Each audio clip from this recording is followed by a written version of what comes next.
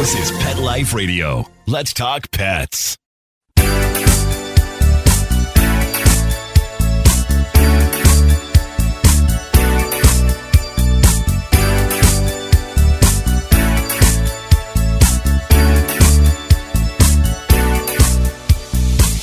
Hello, you're listening to Deb Wolf on Animal Party Pet Life Radio.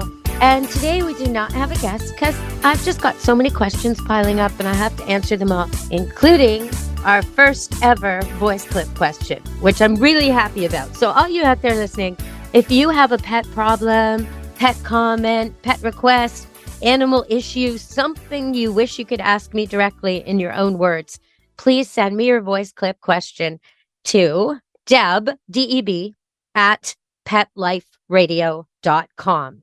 Deb at petliferadio.com. It's kind of like Dear Abby, Dear Debbie. Just send me your pet problem and I will answer it. So we do have one, our very first ever, from a guy called Allan in Winnipeg. And I think we'll just play it for you with the help of the magic in Florida. We will now put it on the air and listen to what Allan had to ask. Hi, Deb. I'm calling in because I have a 4-year-old Labradoodle who I've had with me for about 4 or 5 months, and I'm constantly having to lift her up to put in my vehicle, and I can't get her to go into my vehicle voluntarily. I believe she had witnessed a tragedy when young with another dog she was with who died in a vehicle accident, and I'm wondering if that could be part of the issue as far as being traumatized. Any advice? Oh my goodness. Well, okay, this is a really important call. First of all, not everybody has this in their life, some terrible trauma and a dog reacting years later, but many, many people listening have a dog who all of a sudden becomes afraid of something, and then instead of just being afraid of that one little thing, like a car backfiring, when he happened to be walking by, the dog can sometimes extend that. So now he's afraid of all loud noises, slamming doors shutting, people, anything, skateboards, bikes. I mean, it can just get bigger, bigger, bigger, bigger, bigger if you don't deal with it. The other thing that comes to mind is there's so many dogs out there who don't like the car or don't want to get in the car or like it once they're in it, but don't want to get in. And this is that problem. Only it's magnified. So Allan was kind enough to, sounds like I'm interpreting here, that 4 to 5 months ago, he took on this 4-year-old Labradoodle. So well done, Allan. Not everybody needs to go through the puppy stage. Puppies are wonderful and cute, but they're a ton of work. And if you get an older dog, you know what you're getting when you get it. And it is a lot less likely to find a new home than a puppy. So you're doing a good thing. And in this case, he doesn't have any other complaints. So he's getting a perfectly well-trained dog that fits him like a glove, where you can see what he's getting right from the start. But there's this one issue. Now, he asked, is it possible this issue stems from this dog witnessing another dog dying in a motor vehicle accident when she was a puppy? And that's a definite yes. Absolutely. Between 3 months and 6 months, typically, most dogs are in a period of mental development where they're learning what to be afraid of. It's very important in the wild. It's very important anywhere that children are afraid of the road, that dogs learn what to be afraid of. You don't go attack the porcupine, for example. If they're living in the wild, their mom will hopefully teach them that. You don't go attack the skunk.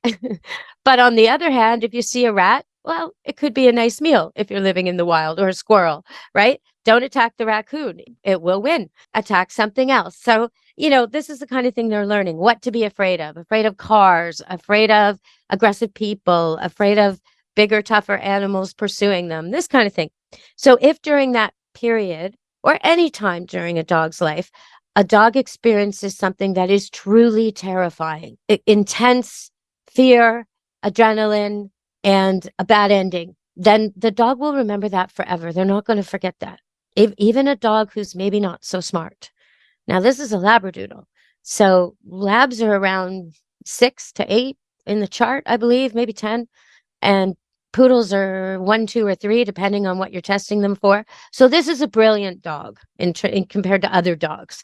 No matter who, this individual dog may be very clever compared to her litter mates, may not be, but in general, compared to the rest of the dog world. We're talking about a very, very bright, in tune dog who's very aware of its surroundings and very aware of people. So if the people were traumatized, if the people were emotionally upset, if all that was going on at the same time, it will imprint on the dog.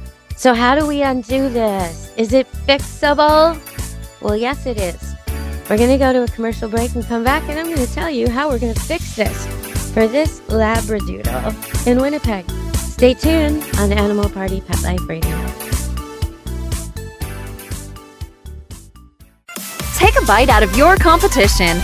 Advertise your business with an ad in Pet Life Radio podcasts and radio shows. There is no other pet-related media that is as large and reaches more pet parents and pet lovers than Pet Life Radio.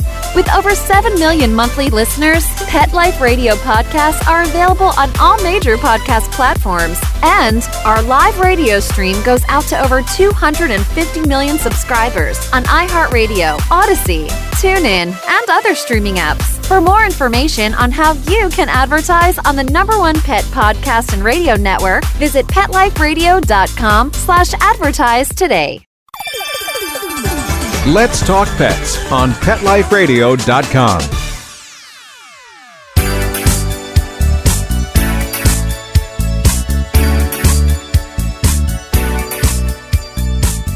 Hello, we're back on Animal Party Pet Life Radio, and I'm answering a question that was sent as a voice clip to me at Pet Life Radio. And the way they do that, the way you could do it, is Deb, D-E-B, at PetLifeRadio.com. Send me your voice clip question or suggestion, and if it's a good one, I'll put it on the air and I'll deal with it.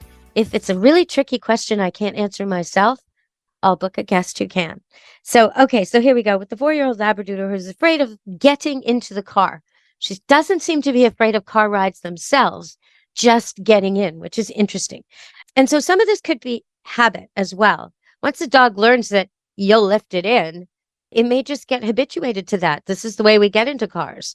I go limp, he lifts me in. I don't have to confront my fear. This is our new habit. So we have to get a habit that's better than lifting a 60, 70, who knows how big this dog is, pound dog into the car.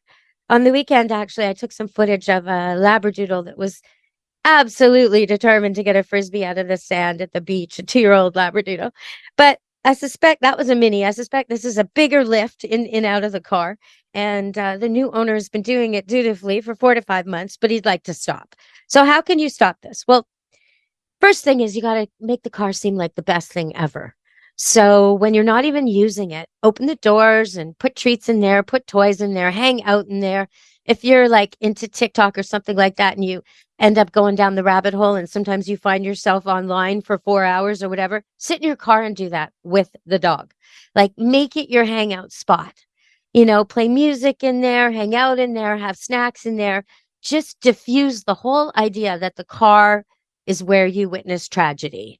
No, the car's also where we have popcorn, and it's also where we watch movies, and it's also where we hang out, and it's also where we maybe even have your favorite people come visit, all that kind of stuff. It's also where, if she's a fetcher, and she's a Labradoodle, so she must be a fetcher. Every lab I've ever met is a fetcher, and most of the Labradoodles, so we'll say she's a fetcher. Go put the ball in the car and say, go find the ball. Show her you've hidden it in there. Like, make it fun. Throw the ball in, throw the ball out. Go in the car and with a whole bunch of balls on your lap if you have to, but change the idea. And at the beginning, you may have to load her into the car for these experiences. You might, but it won't take long before she figures out that you're not going anywhere and it's all fun. Okay, so that's the first thing you can do. If you've got kids and you're listening at home, get them involved in this. This is a good thing. Put sleeping bags in the car, hang out in the car, get them involved in this. It'll go way quicker if you've got kids. And you can even teach her a command like get in the car. And when she does, she gets a treat. So even if the first couple of times you say, get in the car, you have to pick her up and put her in, you still say, good girl, give her the treat.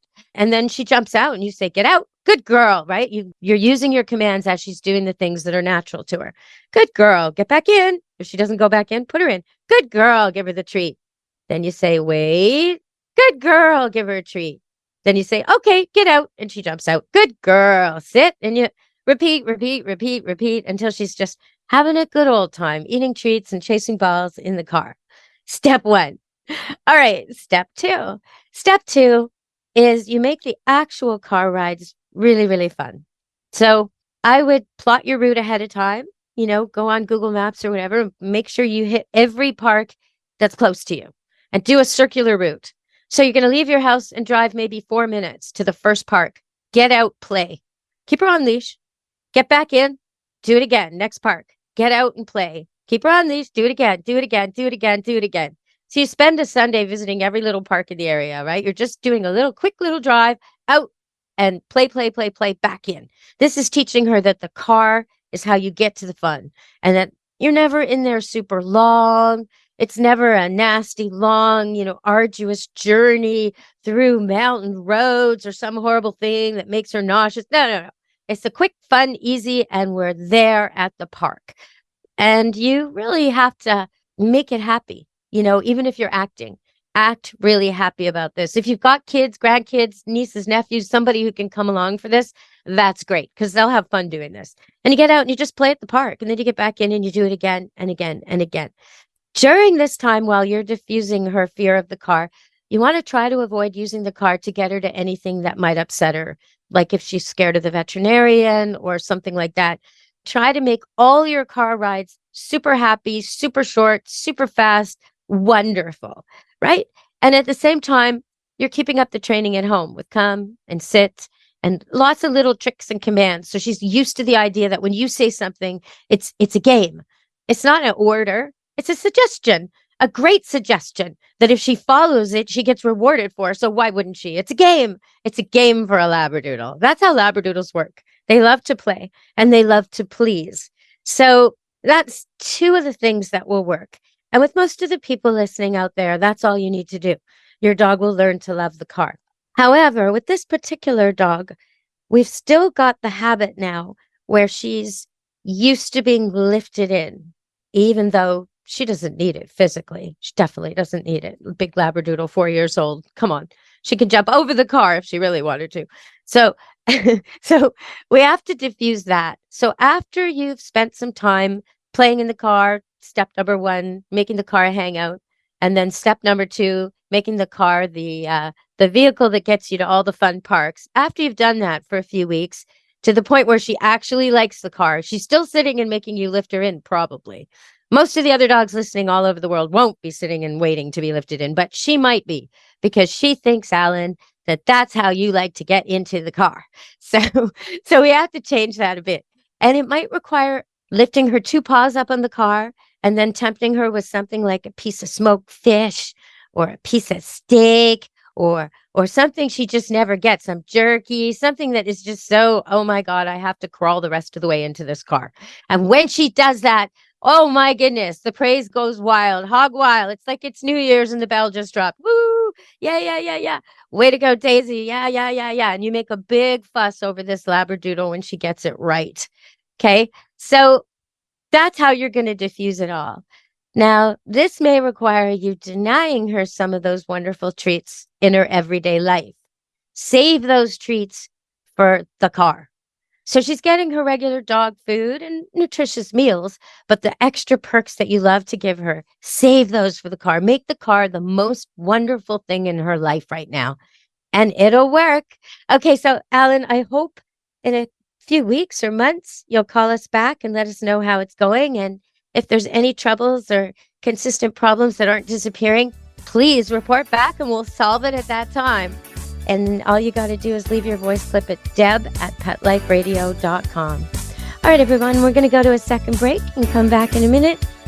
And I had another bear encounter, so stay tuned on Animal Party Pet Life Radio. Molly, here's your dinner. Zeus, that's not your food. Don't let that happen to your precious cat. Elevate your cat's eating experience with the Cat Tree Tray. The Cat Tree Tray keeps your cat's food off the floor and conveniently located on the cat tree. It's the perfect way to eat. It's a beautiful wrought iron tray that easily attaches to your cat tree and keeps dogs and other critters out of your cat's dish. A must for multi-pet households. There's a 6-inch tray for large bowls and a 4-inch tray for smaller bowls. Purchase your Cat Tree Tray today. Go right now to cattreetray.com. That's cattreetray.com.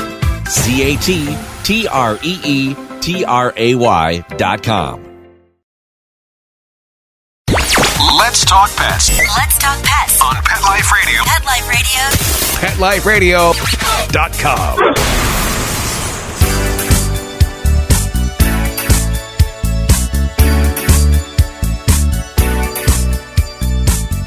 Hello, we're back on Animal Party Pet Life Radio. And before I tell you about my bear encounters, I want to invite you to please, if you've got something, some story or fact or evidence or something you've experienced with your dog or cat that shows you, that convinces you that they have a sense of humor, I would really like to hear about it. Because I see it. I see it with the dogs who come to Camp Good Dog.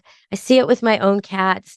I see practical jokes played on other dogs by poodles almost every week. And I think they've got a sense of humor. So I want to know what you all think. Deb at PetLifeRadio.com if you want to send me a voice clip about that. So, okay, one example is the standard poodles like to goose people they love when they bend over. They'll come up and just pinch your little bum and then run off excitedly like a little horse galloping away like they've just played the best practical joke. That's an example of sense of humor. So if you've got an example, please share it with me. Okay, so the bears. Last week, I was driving home about 11 o'clock at night on a busy road, but it was really late at night, so it was quiet. There were no other cars. 2 lanes, driving. And from out of the ditch on the other side of the road, I saw this shadow very fast catch up to me, overtake me, and then seemed like he attacked my hubcap. That's what it seemed like. And then I saw the silver gleaming in the in the headlights as this thing ran off. So I think he took my hubcap.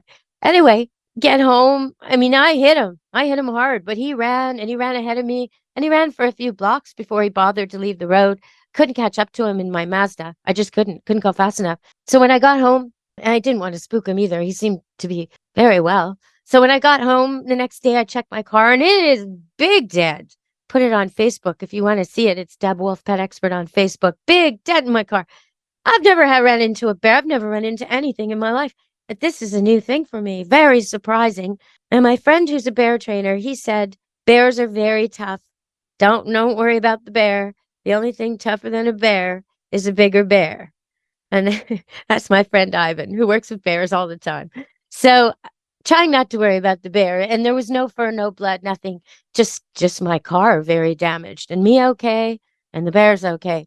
So then almost 3 days later, 4 maybe, I went to the beach. And on the way back from the beach, I went to a popular bar, a sports bar that had a jam night. I wanted to see one of my friends performing. And at the end of it, we leave the parking lot and we're in an extremely busy area.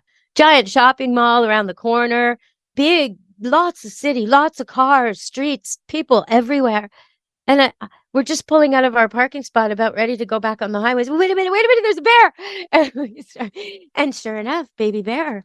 So if you want to see that, I'll put the link up, Deb Wolf Pet Expert on YouTube. And I'm filming the bear. And he's a baby bear and he's looking for food and he's wandering along in and out of people's houses, like in their yards and up their front walkways, looking for their food, checking out the garbage, And while I'm filming this from a big solid truck, a bunch of people run up there. One lady has her child with her and not a very big child either. And they're running up and they're getting really close to the bear. And one of these ladies goes all the way up. The bear's on a back porch of somebody's house and there's 3 steps and she goes up to the steps and the bear stops and looks at her like he's cornered and then she slowly backs up. Then she quickly backs up and I'm thinking that's not quick compared to bear speed. That's slow-mo, lady. You are not safe and neither are these children. This is crazy stuff. You can't get that close to a bear. Now, I know he looks small. He does. He looks like a large dog, but he's probably outweighs me already, a grown adult. They're really unpredictable. And where there's a baby like that, even though he's habituated to people and he seems pretty chill, moseying along, he's got a mama and probably some siblings. And if she comes out of somewhere and sees you between him and her, it's not going to be a good situation for anybody. So please, people, when you're filming, use the Zoom, stay in your truck, don't get out, don't corner a bear. All right, if you want to see that, please go to Deb Wolf Pet Expert on YouTube. It's up already. And be careful with the bears. They're our friends. And if we just let them do their thing and leave them alone and give them lots of space, we won't have problems with them. So stop feeding them. Clean up your garbage. Clean up your fruit trees. Stop feeding them. They say a fed bear is a dead bear. And this little guy scrounging around, adorable as he is, someday somebody's going to do the wrong thing with him, and it's probably going to cost him his life. So really, people, back off. Stay away from the bears. Let them do their thing. They got to eat an awful lot right now so they can go hibernate for the winter. So we have to facilitate that. All right, everybody. I wanted to talk a little bit today about, about sense of humor. But since you're all going to send me your sense of humor, facts and experiences and stories, examples of when your dogs and cats do something that they just must have a sense of humor, or else why would they do that thing? Something so funny. Let me know, and we'll talk about that on a future show. All right, everybody. From me, Deb Wolf at Animal Party Pet Life Radio, be good to your animals. Let's Talk Pets, every week on demand, only on PetLifeRadio.com.